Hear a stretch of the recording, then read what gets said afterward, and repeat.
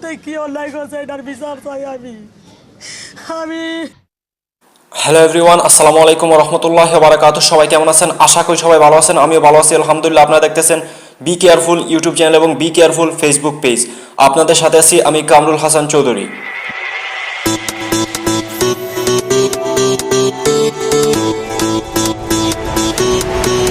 যৌবন পাইয়া হারাচ্ছ হেলায়, লাগাচ্ছ না সঠিক কাজে। বয়সের ছাপ দেখাবে একদিনই তোমারও চামড়ার ভাঁজে ভাঁজে। ভাবিয়া হইবে হয়রান, দুঃখিবে ভেতরে ভেতরে আপন কর্মের লাজে। পাইয়া যৌবন করিস কত নেশা আর মদ পান, সাজিস বহুরূপী সাজে।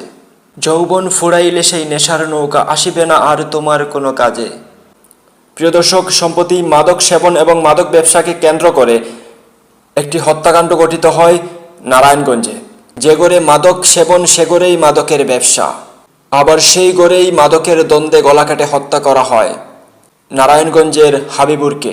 পরে সেই মরদেহ ভাসিয়ে দেওয়া হয় পাশের শীতলক্ষ্যা নদীতে। চাঞ্চল্যকর এই হত্যার রহস্য উদ্ঘাটন করে হত্যাকাণ্ডের মাস্টার মাইন্ড মাদক সম্রাট গুলজার সহ দুইজনকে গ্রেফতার করেছে নারায়ণগঞ্জ জেলা পিবিআই। আদরের ছেলেকে হারিয়ে পাগল প্রায় মা ফিরোজা বেগম। কি অপরাধে তার ছেলেকে গলা কেটে হত্যা করেছে মাদক কারবারিরা? সেই প্রশ্নের উত্তরই খুঁজছেন তিনি। আমার ভূতের আমি গলায় ভাইস আমার ভূতে কি অন্যায় করছে এটার বিচার চাই আমি নিহতের স্বজনরা জানান, নারায়ণগঞ্জের কাঁচপুরের বাসিন্দা হাবিবুর গত 25 আগস্ট থেকে নিখোঁজ ছিলেন। এর 2 দিন পর তার মাথাবিহীন মরদেহ ভেসে ওঠে শীতলক্ষ্যা নদীর বন্দর এলাকায়। মরদেহের মাথা উদ্ধার না হওয়ায় তথ্য প্রযুক্তির সহায়তায় পরিচয় নিশ্চিত করে তদন্তে নামে পিবিআই। গোয়েন্দা তথ্যের ভিত্তিতে হত্যায় জড়িত কাঁচপুরের মাদক সম্রাট হিসেবে পরিচিত গুলজার সহ দুজনকে গ্রেফতার করে পুলিশ। গুলজারের ঘরে মেলে রক্তের দাগ। এই ঘরে বসেই নিয়মিত মাদক সেবন করত গুলজার সহ আরও অনেকেই, যার প্রমাণ এখনও ছড়ানো ছিটানো। এই ঘরেই এখনও মাদক সেবনের নানান উপকরণ রয়েছে।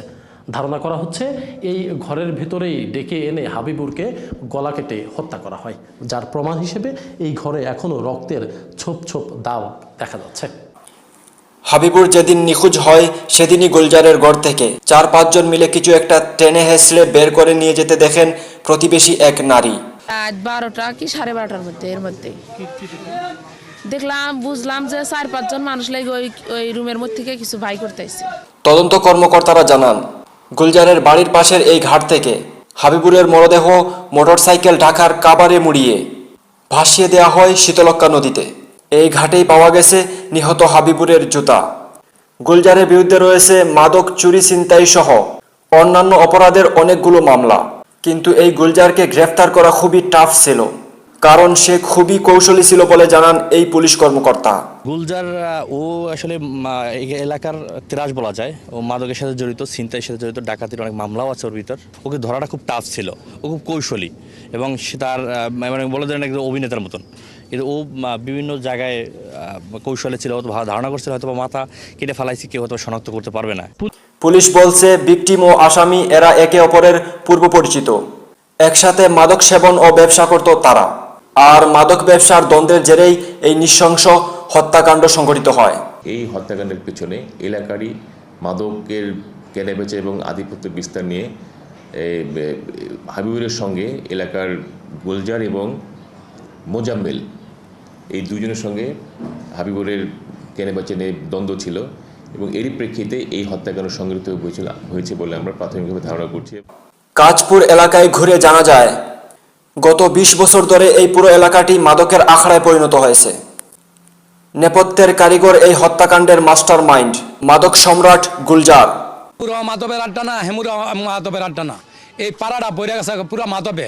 শুধু গোলজারি, ফেন্সি, ইয়াবা, হিরোইন যা কিছু আছে সব এর মাধ্যমেই চলে। মাদক বিক্রি করতেছে, প্লাস মাদকের পাশাপাশি মোবাইল, মানে আশেপাশে যত চুরি চামারি আছে ওর সাথে জড়িত আছে। কেউ কিছু করে না, পুলিশ আহে জায়গা দেখে জায়গা। মাদকাসক্ত ছেলের যন্ত্রণায় অতিষ্ঠ হয়ে গুলজারের ফাঁসি চাইলেন তার আপন গর্ভধারিণী মা। এই সন্তানের লেগে কি আমার আর সন্তান মারমু আর গ্রামের মেয়ে মারমু? আপনারা কোন? আমি ফাঁসি চাই, ফাঁসি। আমি সব সুগাই যখন খুন একটা সেরা যে খুন করে ফালাই গলা কেটে ফালাই দিছে, আমি এই সন্তান আমি দরকার হয় আপনারা যদি কোন আমি কোনো গিয়া আমি সই দিয়াম। মাদকের এমন ভয়ঙ্কর থাপা থেকে যুব সমাজকে রক্ষা করতে প্রশাসনের কঠোর হস্তক্ষেপ কামনা করছেন স্থানীয়রা। হে যুবক, তুমি মায়ের আশা, বাবার ভরসা, জাতির ভবিষ্যৎ। তুমি কেন নেশায় মাতাল হয়ে ধ্বংস করে দিতেছ নিজের জীবনকে? কেনই বা ধ্বংস করে দিতেছ তোমার উপর ভরসা করা মানুষদের ভরসাকে? মায়ের আশা, ছেলে আমার সুখ শান্তি নিয়ে আসবে পরিবারে। বাবার ভরসা, ছেলে আমার কাঁধের বোঝা হালকা করে নিবে তার কাঁধে। সমাজের বিশ্বাস, এই তরুণ একদিন ইতিহাস গড়বে, আসবে দেশের উন্নয়নের কাজে। কিন্তু যুবক, তুমি নেশায় হারাচ্ছ যৌবন, মরবে শেষে ঘৃণা, অবহেলা আর লাজে। প্রিয় দর্শক, এই নেশা আর মাদক জাতীয় দ্রব্য আমাদের সমাজকে ধ্বংস করে দিতেছে। আমাদের যুব সমাজ মাদকাসক্ত হয়ে পথভ্রষ্ট হচ্ছে। মাদক নামক বিষকে সেবন করে নিজেকে তিলে তিলে ধ্বংস করে দিতেছে। যেই যুবক, যেই তরুণ একদিন দেশের জন্য ইতিহাস গড়তে পারত, সমাজের উন্নয়নের কাজে আসতে পারত, সেই যুবক, সেই যুবতী আজ মাদকের বিষাক্ত ছোবলে তিলে তিলে নিঃশেষ হয়ে যাচ্ছে। আর এই বিষাক্ত মাদকের বিষাক্ত ছোবল থেকে আমাদের যুব সমাজকে বাঁচাতে আমাদের সংঘবদ্ধ হয়ে প্রতিরোধ গড়ে তুলতে হবে। জায়গায় জায়গায় প্রতিবাদের কেন্দ্র তৈরি করতে হবে। তো প্রিয় দর্শক, চলুন আমরা সবাই মিলে মাদকের প্রতিবাদ করি, মাদক মুক্ত দেশ করি। আর সেই জন্য সর্বপ্রথম আপনাকে আপনার নিজের পরিবার, নিজের ভাই বোন, নিজের আত্মীয় স্বজনের উপর খেয়াল রাখতে হবে। তাদেরকে সর্বপ্রথম মাদকের নাগালের বাইরে নিয়ে আসতে হবে। আর তার জন্য আপনাকে সবসময় সতর্ক থাকতে হবে, চোখ কান খোলা রাখতে হবে। শুধু তাই নয়, আপনাকে প্রতিটা ক্ষেত্রে, প্রতিটা সময় সাবধান থাকতে হবে, সতর্ক থাকতে হবে এবং চোখ কান খোলা রাখতে হবে। আর এই কথাটা আমি আমার প্রতিটা ভিডিওতেই বলে দেই। তো প্রিয় দর্শক, আজকের মতো এই পর্যন্ত। দেখা হবে পরবর্তী প্রতিবেদনে। আল্লাহ হাফিজ। আসসালামু আলাইকুম ওয়া রাহমাতুল্লাহি ওয়া বারাকাতুহু।